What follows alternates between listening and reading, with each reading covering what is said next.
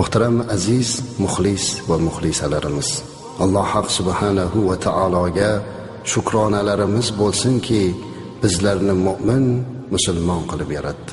Rasulimiz alayhissalatu vassalam dek zotga ummat qilib yaratdi. Siz bilan biz mana shunday zotga ummat bo'lganligimizdan faxrlanmoqligimiz, u zotga doimo salovat va salom aytib muhabbatimizni ziyoda qilmoqligimiz kerak. Rasulimiz alayhissalatu vassalamning hayotlari haqida suhbat qilishlikka va'da bergan edik. U zotni hayotlarini o'rganmoq uchun talab qilinadigan eng birinchi narsa u zotga muhabbatdir. Qay darajada muhabbatimiz bor, har birimiz o'zimizni mulohaza qilaylik. Odatda inson nimani yaxshi ko'rsa shuni